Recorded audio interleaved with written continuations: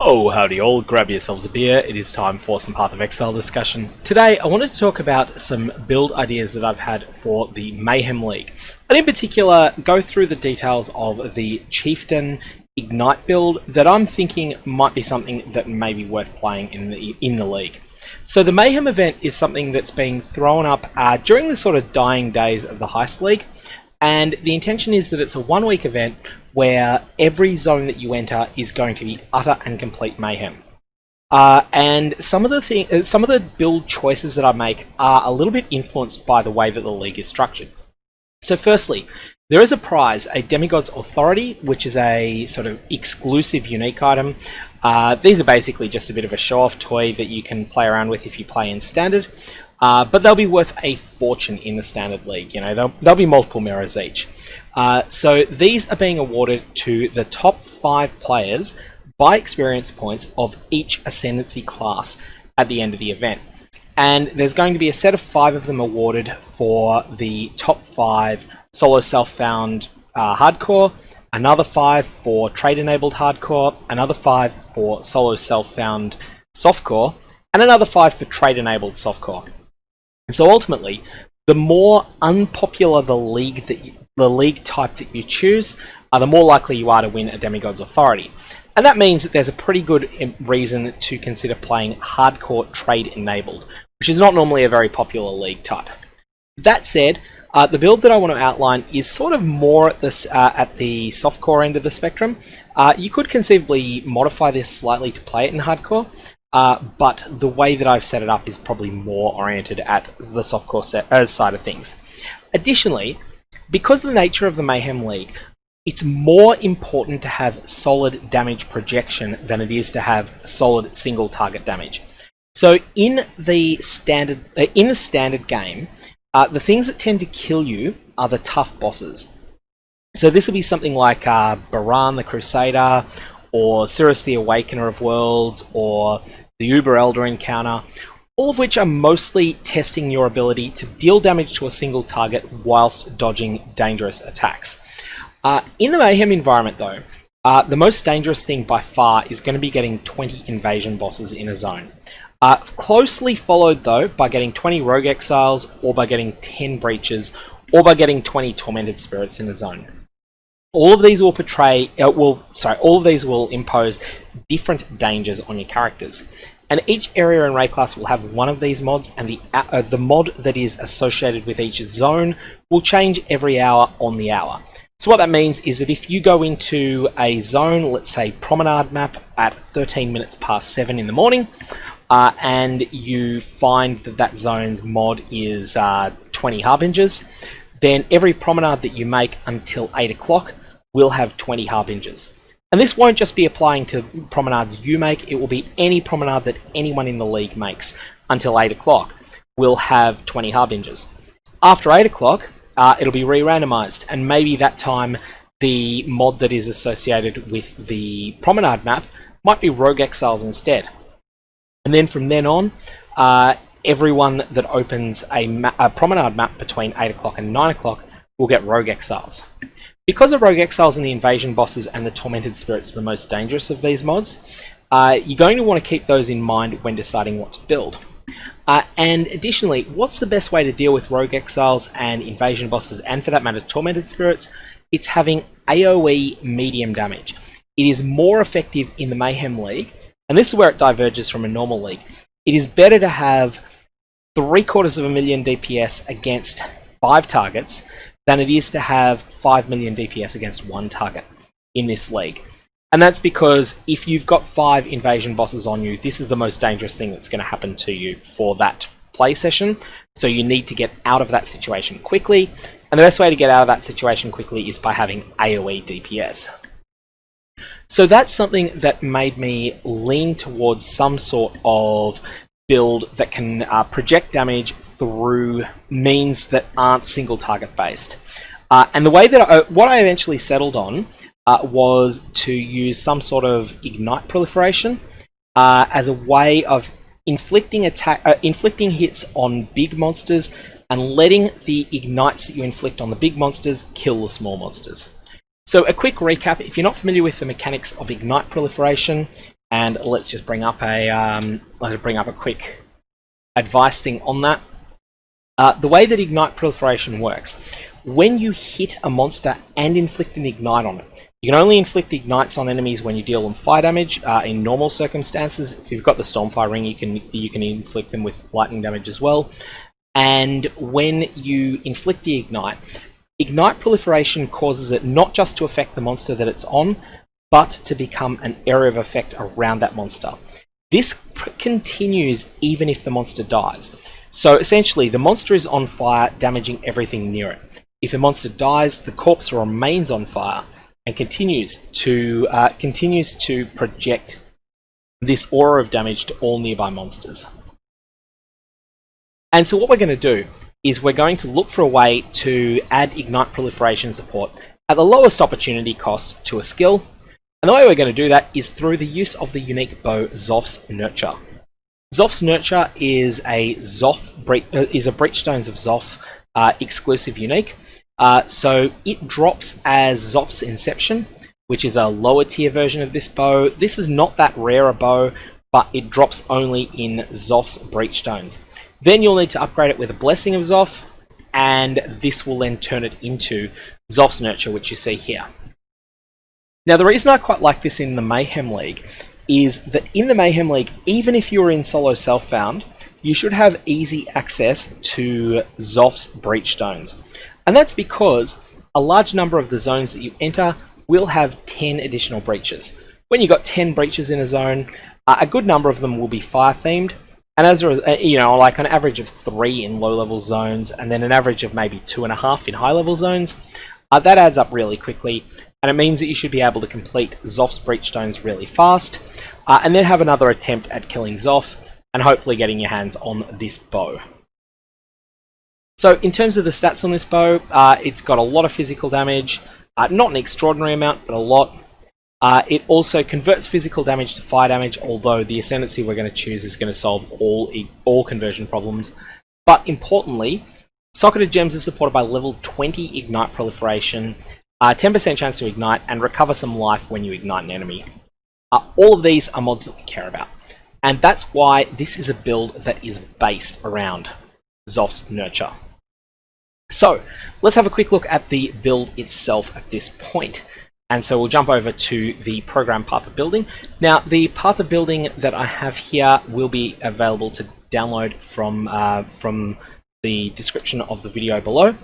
And this is a build that's interesting in one way, and that is that a vast percentage of the damage that it actually deals is coming from the cluster jewels. Cluster jewels add a lot of damage to this build. But let's firstly talk about the Chieftain Ascendancy.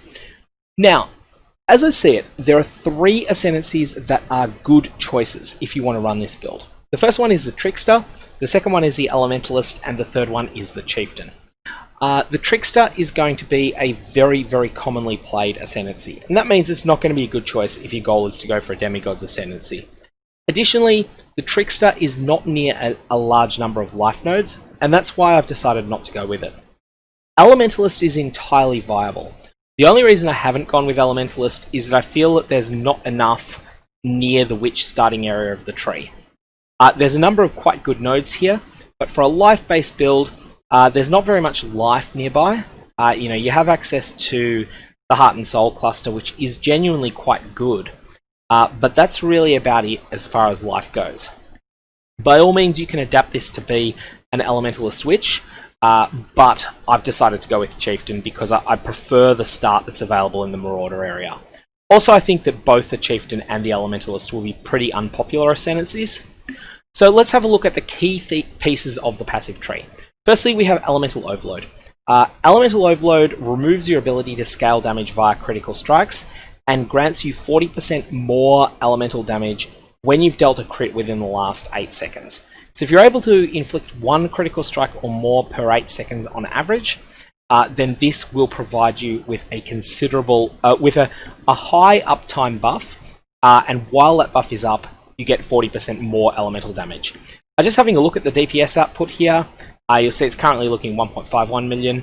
When we take off Elemental Overload, it's the single highest impact node on the tree, and just removing it will, if I can actually make it happen in Path of Building, removing it will drop it to a little bit under 1.1 million. So for that reason, we definitely want this node on. Now, this does mean that we do need to be inflicting crits, and the way that we're going to inflict critical strikes, we don't need to be dealing them all the time the way that an assassin would. We just need to do them every now and again. And the way we're going to manage that, we're not going to bother with power charges, scaling, or anything like that.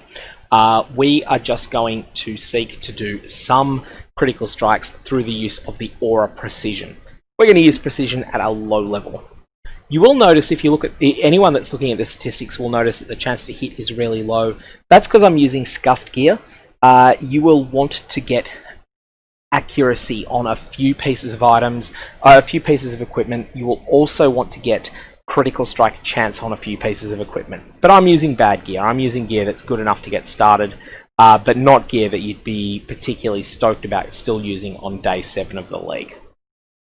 So, you're going to come through the early good stuff nodes in the Marauder area, so life and stuff like that. Go and grab the Heart of the Warrior cluster, just because it's one of the highest quality nodes in the area. We're going to come through Diamond Skin, which is not the greatest thing, but it is better than Solidity.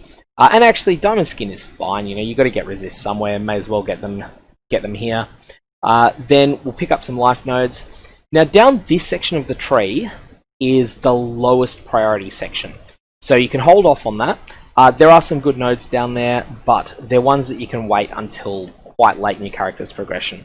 What you want to do is instead come up this way, grab some life nodes, grab Barbarism, and also grab the Magmatic Strikes and the Arsonist cluster.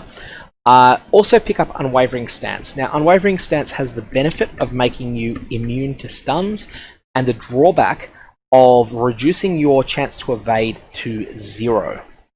This is a very good overall package.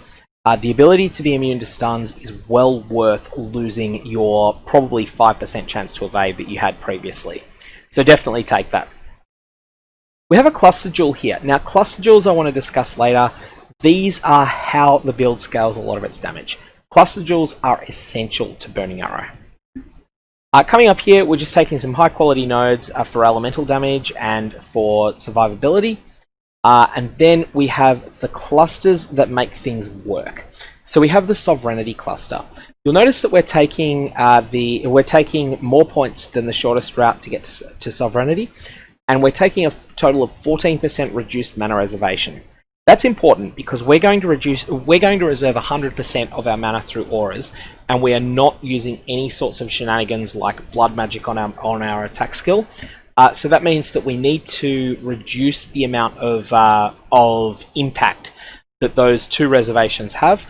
We're going to be using the auras Malevolence and Anger, each of which reserve 50% of mana. Now at the high end, you could try to seek out an All's Uprising unique amulet. The All's Uprising amulet can make your Anger free or can make your Malevolence free. That would be amazing. But the Mayhem League is only a 7-day event, and I think a lot of people aren't going to be into the Delve Mines. So for that reason, I don't think All's Uprising is the way to go. I think that the way to go is going to be to pick up Sovereignty instead. Then we've got Purity of Flesh cluster because it's just general high power stuff. And then we're going to rush to Elemental Overload and pick up Holy Fire. After that, it's all about those cluster jewels. So let's quickly talk about the cluster jewels and the mods that you want on them. So I have not put good cluster jewels into this path of building. I have put in ones that I feel are very achievable and serviceable. So both of the large cluster jewels that you see will be copies of this. They are 8 passive skills dealing fire damage. Now you can use 8 or you can use 9, either will work. If you're using 10 or 11, they're sort of okay, but they are noticeably worse. The reason is that if you were to if you were to downgrade to a 10 passive one, you're going to need to add in one more of these small passives in order to make the connections all work.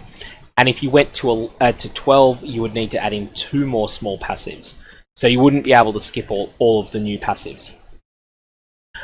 The actual benefit of these small passives is pretty minor. So you'll see it's 12% increased fire damage. That isn't great, it's okay, but it's certainly nothing to write home about.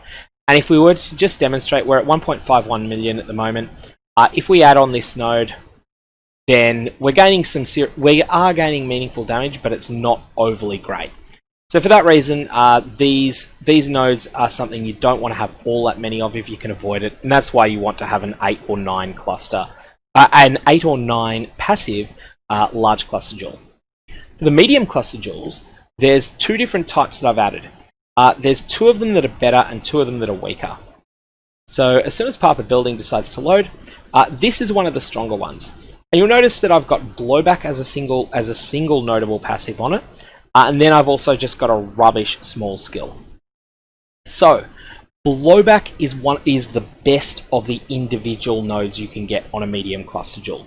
The medium cluster jewels you are going to want to have 4, 5, or 6 are all fine, because each individual point is kind of okay. 4, 5, or 6 point medium cluster jewels that add fire damage over time multiplier. Fire damage over time multiplier ones can roll a few good mods.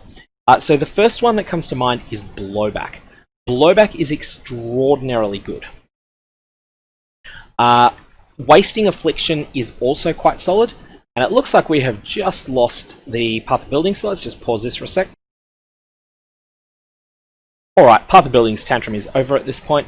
And so we have the Blowback and Wasting Affliction are the 2 different options that we want to absolutely certainly have on every single medium cluster jewel that we use. We want one of these 2. If you can get both of them, that's perfect.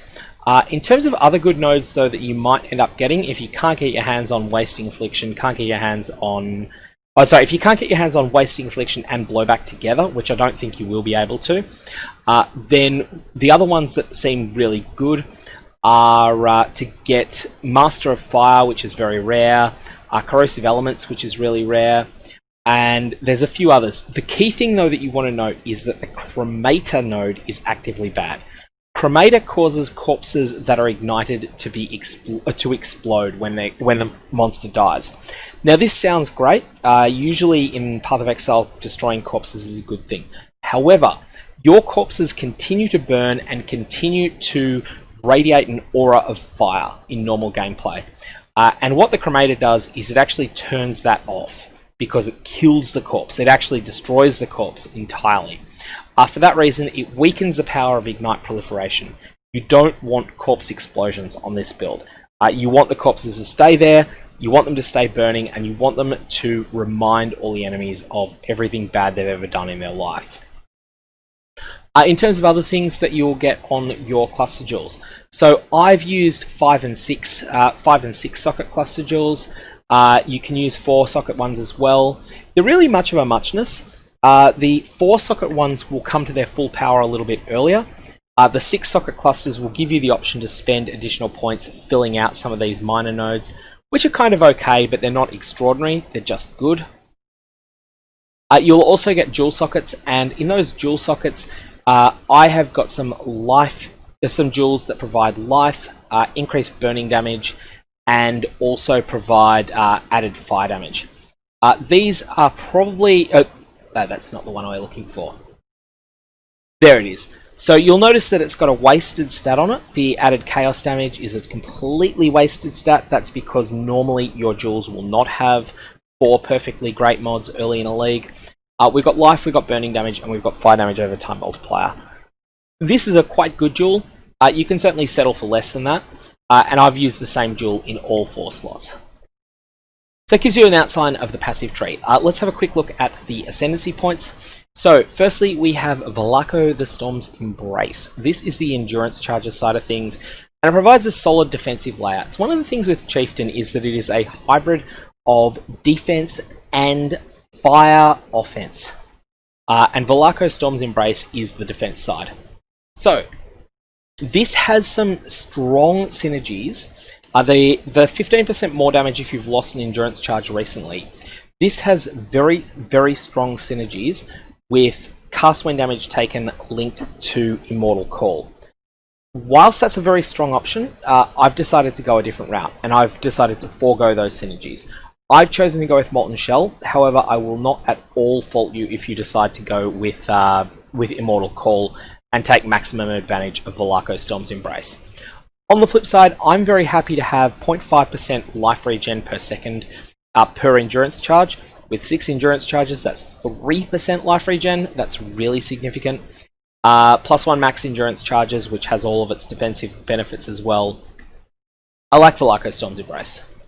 Tesalio is also very defensive, and it's a very powerful node.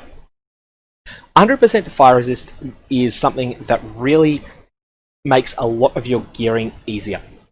It's one of those things that removes a lot of pressure from your gear choices and allows you to upgrade. So instead of where another character might need to use a ruby ring, you can use an opal ring instead. Where another character might need to craft fire resistance on an item, you can craft out a damage instead. Tesalio provides you with 2% life regen, which is meaningful, 100% fire resist, which is huge. Like, that just frees up so much space on your gear for offensive stats. Additionally, 10% of physical damage from hits taken as fire damage is great, because your fire damage is going to be mitigated by at least 75% and potentially more in resistances. Then 50% increased life recovery rate if you've taken fire damage from an enemy hit recently. So that means that if you've taken physical damage recently, you're going to have taken fire damage. If you've taken physical in the last 4 seconds, you've taken fire damage because of the third line of Tesalio. And so that means that you're going to have life recovery rate is going to be better when it needs to be better. Ultimately, what that means is that your seething life flask is much better than it would be for another character. So Tesalio is incredible. This is one of the most powerful things that pushes you towards considering the Chieftain Ascendancy, even though it's not damage related. Next up, we have the damage side of things. We have Ramako, the Sun's Light. 25% fire dot multi is really good. Chance to Ignite is okay, you got to get it somewhere. And damage penetrating fire resistance is actually not all that meaningful on this build. And that's because only hits can penetrate resistances. Damage over time doesn't. Then we have Hinekora, Death's Fury. This is really solid. So firstly, we've got 1% of fire damage leached as life. This isn't great, but it is something. It's another source of regeneration, albeit more indirect, and it is pretty meaningful even though it's not outstanding. The key reason we want this though is covers rare or unique enemies in Ash for 10 seconds on here. This causes them to have 20% less movement speed, which is great. That's a very powerful defensive layer even though it's indirect. And also gives them 20% increased fire damage taken. You can't underestimate how much that is. That's a 20% more multiplier for the damage you're dealing. So essentially, Hinekora is a very powerful node, and the Chieftain Ascendancy overall offers as much to this build as Trickster does, slightly more than Elementalist does. And so I'm very happy with the Ascendancy overall, especially given that you start in Marauder so that you're near these quite good life nodes. Okay, so, and why have I taken regen instead of that?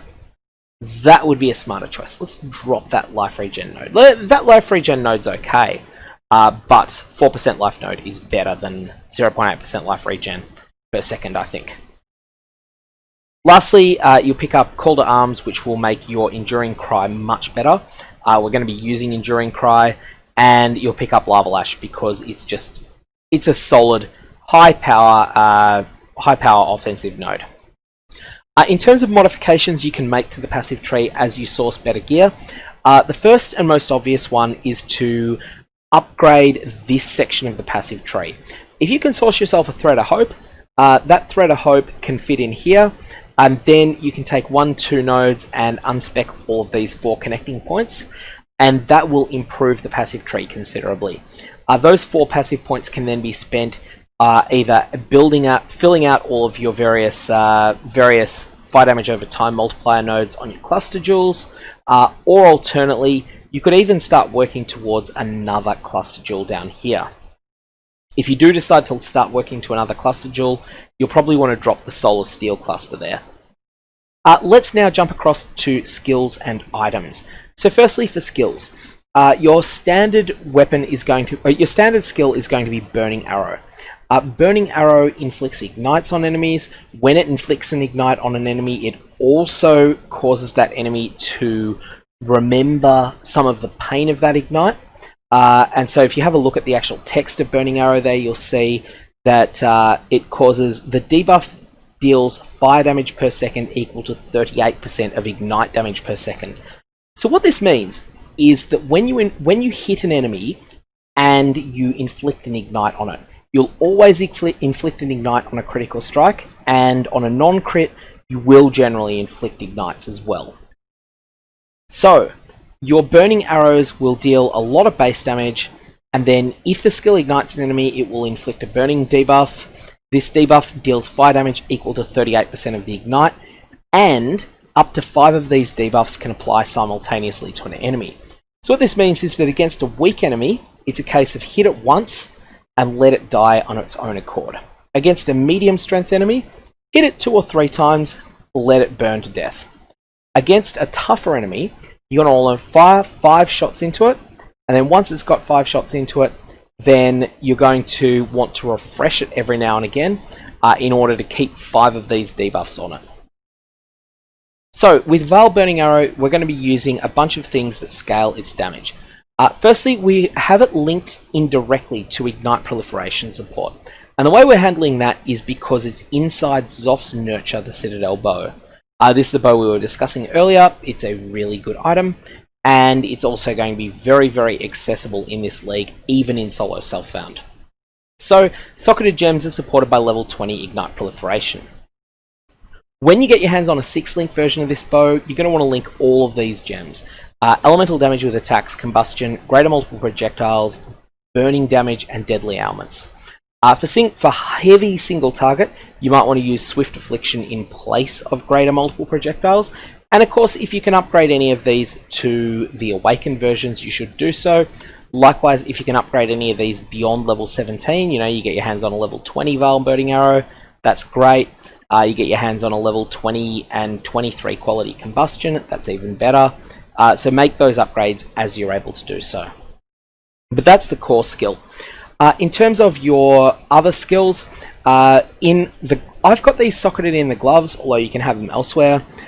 We have Malevolence, which is linked just to itself, so it's not in a link situation. We also have Flame Dash linked to Blood Magic, and also Blood Magic linked to Precision.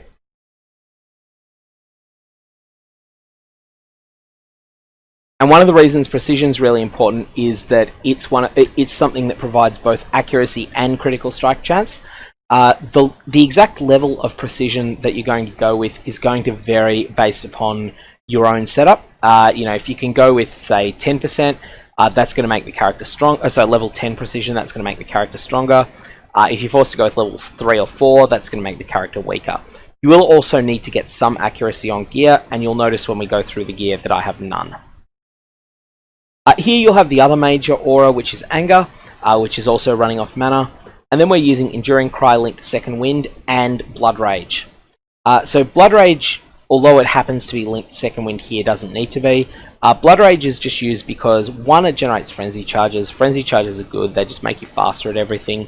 And 2, because it increases your attack speed. Blood Rage is just a really powerful gem. Second Wind linked to Enduring Cry gives us a very powerful way of just having a defensive layer, of enduring the hits we can't dodge. Next up we have the Castle and Damage Taken setup, and I've got Castle and Damage Taken linked at level 1, linked to Flammability at level 5, which is the highest level Flammability that can be supported, level 10 Molten Shell, and Wave of Conviction level 7. You might decide that you would rather use Immortal Call instead of Molten Shell here. That's entirely your decision. If you do that, then you probably don't want to use the Granite Flask that I'm using. In terms of items, the only important ones, so we have Xoph's Nurture, which we've already discussed ad nauseum, won't say any more on it. I'm using Kaom's Heart here. Now, Kaom's Heart is something that I don't usually suggest in a build that's sort of for League starting. The reason that I think that Kaom's Heart is reasonable to League start with in Mayhem is because you can stockpile your Volcano maps and then run them when there's Harbingers there, run them when there's Breaches there, Run them basically any time that they're going to drop a lot more divination cards than normal, and you will have yourself a divination card set for Calm's Heart in no time. So for that reason, because you can juice volcano maps on demand, I think that getting Calm's Heart is much easier in this league than normal. Lastly, I'm using Diadian Dawn. Diadian Dawn is a tricky one. This is a very powerful belt that is also very rare. However, it's also one that almost no one wants. In a trade league, Diadian Dawn is usually available for 10 Chaos on day 1, for 5 Chaos on day 2, and for essentially 2 Chaos or less for the rest of the league. I don't see any reason for that to change in the Mayhem League. I don't think that me talking up this build is going to make a huge difference here, because there's going to be so many more uniques in circulation than normal. If it turns out that I'm wrong though, you can just use a Life and Resist setup until you can get yourself a Diadian Dawn. However, 35% faster damage with damage from your ignites is just too good not to use. This is one of the biggest damage multipliers on the build. You'll see that removing it drops the DPS by about 20%, and so this is a belt you do want to aspire to getting as soon as you possibly can. However, it's entirely plausible that you may not be able to get it straight away. We've already discussed the dual setup, and flasks wise, I'm suggesting starting with a Seeding Divine Life Flask of Staunching for instant healing, a Chemist Granite Flask of Iron Skin as something that can make your Molten Shells much better. Some people prefer to use an Alchemist one instead, that will make your Molten Shells even better, but it has less uptime. I'm going to leave that decision to you. Enduring Eternal Mana Flask of Warding to solve some of the mana issues and to solve curse issues, and a Speedy Flask. As a unique flask, I've gone with Witchfire Brew here. I certainly won't fault you if you make a very different decision here. The best flask for the build is Dying Sun. There's no question about it. Dying Sun is like a tier above everything else. However, Mayhem is a 7-day event. I don't think there'll be many Dying Suns available in trade, and as a result, I think it's something that getting your hands on a Dying Sun might be very difficult. So I'm going to leave that decision to you. I'm suggesting Witchfire Brew as something that is serviceable. It will give you increased damage over time while it's active. It will also grant you the Despair Curse Aura, which does something for you. Well, actually, no, it doesn't really do anything. It's mostly just for the damage over time, because a Despair Curse Aura will just be... if you've got Flammability on a monster, it's a downgrade, but if you don't have Flammability on a monster, it's an upgrade. So, that's the equipment setup. Everything else is life and resist items with a bit of dexterity and intelligence, and also fire damage over time multiplier where plausible to get it. But these are rubbish items, except for one thing, and that is the strength gloves. We'll talk about those in a sec. But just going to showcase the items that are being used here. Now let's talk about these gloves. The Puharate mod that adds 50 to 77 fire damage, it's not always 50 to 77, there's a bit of a range, but those are slightly above average numbers, that adds fire damage against burning enemies. This mod is incredibly good on your gloves. You really want it. And so these are something that you want to get your hands on. You don't need to have an outstanding set, and these are not an outstanding set. You'll see that the only mod that they've got on them is a bit of life. So I think you'll be able to get these maybe even better. Anyways, that's an outline of the build. The key question that I'm expecting to get asked is about the leveling side of things. And honestly, I don't think that leveling as Burning Arrow is particularly strong. I would suggest that you level this as some other Chieftain build. Some of the Chieftain builds you might consider, you could level this as Tectonic Slam. You could level this as just sort of scuffed version of Earthquake, using a sort of similar build to the Call of Steel builds that have been really popular lately. You could level this as even a Fireball build. Lastly, I haven't fit Flame Wall into the build. That's just been a matter of space, and because we're using Calm's Heart.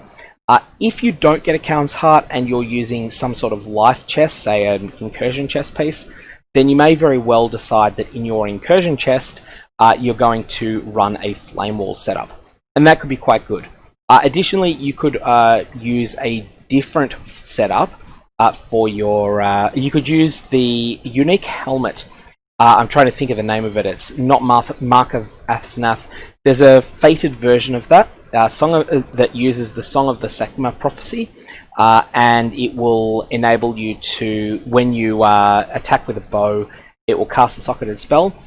If you can get your hands on that helmet, which I think is pretty rare early in a league, then you can put everything from your helmet into your chest piece, not use a Count's Heart, use some sort of life and resist item or whatever, incursion life maybe. And then in your helm slot, use the Asnath's Chant, I believe it's called, the helmet. And then in your Asnath's Chant, you can use Flame Wall. And that will be a really solid option as well. Anyways, that's all I've really got to say on this build. If you've got any comments or questions, fire away below.